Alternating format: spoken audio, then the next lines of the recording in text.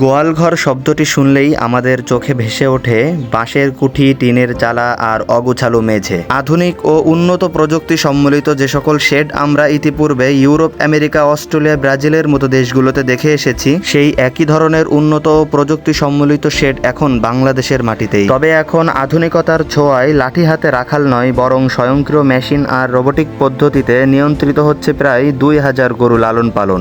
মুন্সিগঞ্জের লৌহজংয়ে গড়ে উঠেছে এশিয়ার অন্যতম আধুনিক বৃহত্তম খামার ডাচ ডেইরি লিমিটেড, যেখানে ঘাস কাটা থেকে দুধ দহন সবই হচ্ছে হাতের স্পর্শ ছাড়া। প্রযুক্তির এই অভাবনীয় ছোঁয়ায় যেন চোখের সামনেই ফুটে উঠেছে ভবিষ্যতের খামার ব্যবস্থা।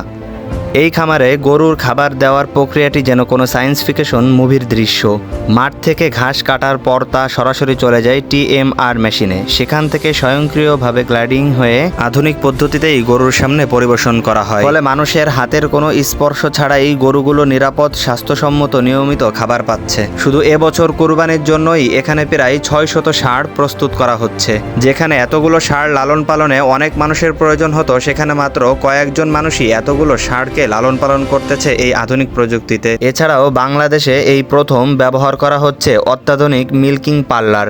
এখানে একসাথে 12 থেকে 15টা পর্যন্ত গাভীর দুধ দহন করা হয় এবং প্রতিদিন 100টিরও বেশি গাভীর দুধ দহন করা হয়ে থাকে এই মিল্কিং পার্লারে, যেখানে হাতে দহন করলে একটি গরুর সময় লাগে 10 থেকে 12 মিনিট, আর এই প্রযুক্তির ফলে সময় লাগতেছে মাত্র 7 থেকে 8 মিনিট। এতে করে সময় এবং শ্রম দুটি ব্যাপকভাবে সাশ্রয় হচ্ছে। গরুগুলোর দুধ দহনের পূর্বেই খুব ভালোভাবে গোসল করানো হয় এবং কানে থাকা বিশেষ GPS ট্র্যাকিংয়ের মাধ্যমে তাকে স্ক্যান করা হয়। এর ফলে কম্পিউটারের স্ক্রিনে ভেসে ওঠে তার শরীরের সমস্ত অবস্থা, রক্ত সঞ্চালন, প্রেসার, তাপমাত্রা, এছাড়াও গর্ভকালীন সকল তথ্যই নিয়মিত পর্যবেক্ষণ করা হয় এই খামারে।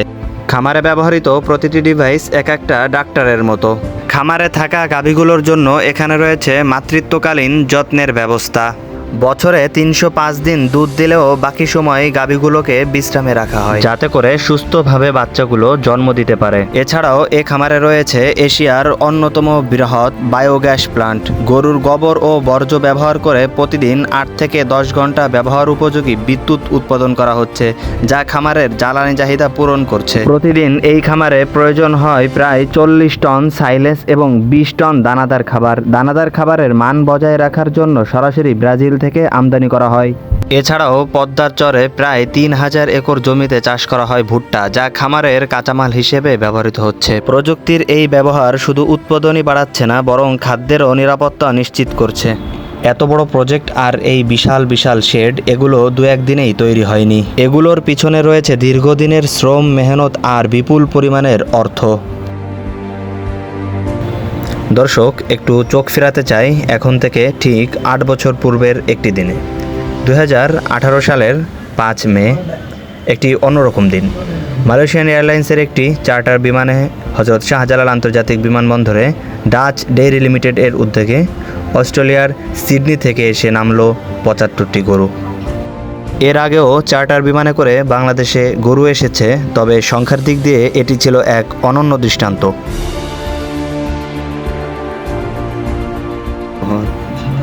এখানে ইন্টারনেট অফ থিংসের ব্যবহার আরও ব্যতিক্রম। কয়েকটি ধাপে গরুর পেটে ওয়ালাস প্রয়োগ করা হয়। এদিকে অন্য আরেকটি শেডে যত্ন সহকারে গরুর বাছুরগুলোকে লালন পালন করা হচ্ছে। জন্মের পর থেকেই বাছুরগুলোর খাদ্য ব্যবস্থাপনায় কঠোরভাবে নিয়ন্ত্রণ করা হয়। বাংলাদেশে অনেকে বলে আমি 6 মাস 7 মাস দুধ খাওয়াই, এটা কিন্তু টোটালি লস। কারণ বাছুরের তখন দুধের প্রয়োজন হয় না, কারণ বাছুরের যেটা স্টেজ বলি আমরা, এটাকে বলে রুমেন ডেভেলপমেন্ট। আমরা কি করি, প্রথমে যখন দুধটা খাওয়াই, বাছুর যখন জন্ম হয় ওইটাকে বলে অ্যাবোমাজম। অ্যাবোমাজম হচ্ছে তার তখন স্টোমাকের একটা অংশ। তো অ্যাবোমাজমের মেইন খাদ্য হচ্ছে দুধ। তো তখন অ্যাবোমাজমের পরিমাণটা সাইজটা থাকে বড়, রুমেন থেকে ছোট। তো আস্তে আস্তে এটা যখন বড় হতে থাকে, অ্যাবোমাজম হয়ে যায় ছোট, রুমেন হতে থাকে বড়। তা আমরা যে জিনিসটা করি, আমরা ওই মেকানিজমটা ইউজ করি। তার অ্যাবোমাজম যখন তার থাকে, অ্যাবোমাজমের পর্যাপ্ত পরিমাণ খাবার দিই, আস্তে আস্তে ওইটাকে রুমেনে ডেভেলপ করে নিয়ে যাই। রুমেনটার গ্রোথের জন্য আমরা কী করি, তখন স্টার্টার ফিডটাকে শুরু করি। স্টার্টার ফিড যখন শুরু করি, তখন তার সলিড খাবারের দিকে পরিমাণ বেড়ে যেতে থাকে, দুধের পরিমাণ কমে যেতে থাকে। তো এই জন্য 12 উইক্সের পরে কিন্তু কোনো বাছুরকে দুধ খাওয়ানো কোনো যুক্ত কিনি না। আমরা একসময় আমি ফ্রান্স থেকে, নেদারল্যান্ড থেকে কনসেন্ট্রেটেড ফিড ইম্পোর্ট করে নিয়ে আসতাম, এখানে নিয়ে তারপর আমরা এটাকে পাউডার করি আর দর্শক, পিএমআর আগে বলেছিলাম এটা অত্যন্ত গুরুত্বপূর্ণ এবং জরুরি কাজ। খাবার মিক্স এর যে ব্যাপারটা দেখেন, এই যে গোখাদ্যর স্তূপ, এখান থেকেই সরাসরি এইভাবে পিএমআর করা হচ্ছে। 100%। তো মানুষ অনেকে বলে, যেমন আমাদেরকে অনেকে বলতো যে আপনারা গরু পালতে পারবেন না। আমাকে এমনও বলা হয়েছে গরু এয়ারপোর্ট থেকে আনতাম, তার গিয়ে সে আপনার গরু মারা যাবে। তো বাট ফরচুনেটলি আমাদের কিছুই হয়নি। একটা গরু আমাদের এখন পর্যন্ত মারা যায়নি গত 2 বছর। এখন আমার টোটাল আছে এখানে দুধের কিছু আমাদের লোকাল গরু আছে, ক্রস ব্রিড আছে, টোটাল দুধের গরু আছে 550-এর উপরে। জেনে অবাক হবেন, এখানকার প্রতিটি গাভী দুধ দিচ্ছে গড়ে 43 লিটারের উপরে। এই খামারের নীতি হচ্ছে গাভীর দুধ দেওয়ার হার 20 লিটারের নিচে নেমে এলে সেটিকে বাদ দেওয়া হয়। এখানকার দুধ দহনের কাজটি শতভাগ পরিষ্কার পরিচ্ছন্নতার সাথে করা হয়। দর্শক, এতক্ষণ যে শেড থেকে কথা বলছিলাম, চলেন সেখান থেকে আপনাদের সরাসরি মিল্কিং পার্লারের দিকে নিয়ে যাব। ঝর্ণাগুলো চালিয়ে দিল দুই পাশ দিয়ে, মাঝখান দিয়ে গরুগুলো এভাবে আসবে লাইন বাই লাইন। ওরা দল বেঁধে বেঁধে প্রবেশ করবে আর এভাবে শাওয়ার হয়ে চলে যাবে। ওরা ভোর 5টার সময় একবার দুধ দিয়েছে, দুধ দহন করা হয়েছে, এখন আবার দহন করা হবে। দেখেন, আমি একটা জিনিস লক্ষ্য করলাম, এখানে বেশ অনেকগুলা মাছি হবে এই আঠার ভিতর আটকে গেছে। এর ফলে কোনো একটা গরুর গায়ে একটা মাছিও পড়তেছে না, এটা বেশ নিরাপত্তা। ওদের শাওয়ার শেষ হওয়ার পর ওরা এখানে ওয়েটিং রুম, এখানে অপেক্ষা করবে। অপেক্ষা শেষে এখানে ফ্রিজিয়ান গরুগুলা দেখতে পাচ্ছেন অপেক্ষা করতেছে। অপেক্ষা শেষ হওয়ার পর ওদের আরও কিছু প্রসেস আছে, সেগুলো করার পরে এখান থেকে এই যে দেখতে পাচ্ছেন মিল্কিং পার্লার, এটাই হলো সে মিল্কিং পার্লার। এখন ওরা এখান থেকে একদম সিরিয়াল মেনটেন করে, ওরা খুবই সুন্দর সিরিয়াল মেনটেন করে 6টা 12টা করে দুই পাশের লাইনে ঢুকে যাবে। আপনাদেরকে আমরা একদম প্রসেসটা দেখাবো। আর আরেকটা জিনিস দেখাই, এখানে দেখেন এই যে তোয়ালেগুলো রাখতেছে, এই তোয়ালগুলো ওরা প্রতিনিয়ত ধুয়ে খুব পরিষ্কার পরিচ্ছন্নতার সাথে রাখে। এটার কারণ হলো মাস্টারডিজি বা ওয়ালানফুলা যে রোগটা, সেটা থেকে মূলত সেফ থাকার জন্য এই কাজটা ভালোভাবে করে। এই দেখেন প্রত্যেকটা টাওয়াল ওরা রোদে শুকাচ্ছে বেশ যত্ন সহকারে।